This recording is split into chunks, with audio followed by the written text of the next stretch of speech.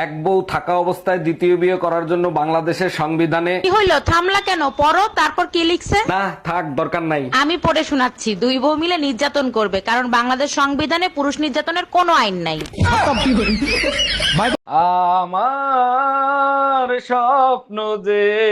কি ব্যাপার অরুণ ভাই, সকালবেলা এত খুশি খুশি লাগতেছে, কাহিনী কি? জানেন ভাবি, কাল রাতে স্বপ্ন দেখি বউরে বাইন্দা উড়ো দূরে পিটাইছি। ভুলেও বউ পেটানোর স্বপ্ন দেখবেন না, বউ টের পেলে স্বপ্নের ভিতর ঢুকে পিটাবে।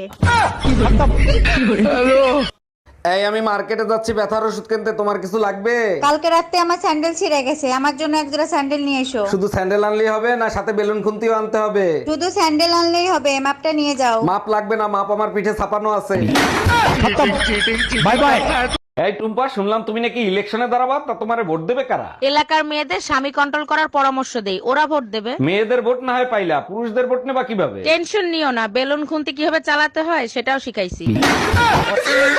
এই শোনো, বাহিরে প্রচুর বৃষ্টি হচ্ছে, আসার সময় গরম গরম জিলাপি নিয়ে এসো। তুমি চাইলে জিলাফির সাথে রোমান্স করার জন্য কিছু নিয়ে আসি? তোমার যা মন চায় তাই করো, তাড়াতাড়ি আসো। এক্ষুনি চলে আসতাম সোনা, যদি রং নাম্বার না হইতো।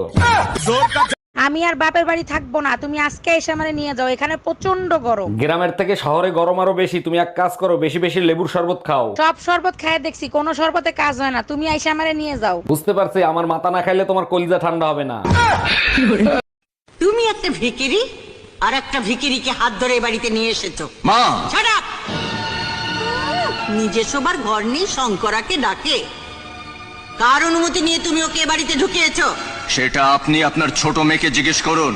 আমি কাউকে জিজ্ঞেস করব না, এবারই মালিক আমি যা ভালো বুঝবো তাই করব। শুনে রাখো, কালই তুমি এ বাড়ি ছেড়ে চলে। এই তোমার বন্ধু রোমিও কোন মহিলারে প্রেগনেন্ট করছে, সেই কেসের কি খবর? আরে ওই মহিলা রোমিওরে ফাঁসাইছে, ডাক্তারি টেস্ট করা হয়েছে, রোমিও কোনোদিন বাপই হইতে পারবে না। উনার ঘরে যে দুইটা বাচ্চা আছে, ওই বাচ্চা দুইটা কার? এবার তো তোমার ডিএনএ টেস্ট করাইতে হবে।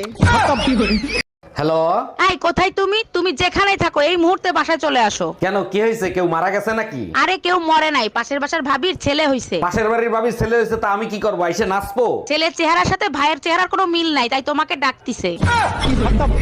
অরুণ ভাই, আপনারে কাঁঠাল খাইতে দিছি, কাঁঠালের বিচি না, বিচি কই? ভাবি বিসি বক্সের ভিতরেই আছে, খুলে দেখেন। দেখছি, খাইতে দিলাম 10টা, ফেরত দিলেন 8টা, আর 2টা কই? আর দুইটা আমার সাথে আছে, বলেন তো খুলে দেই।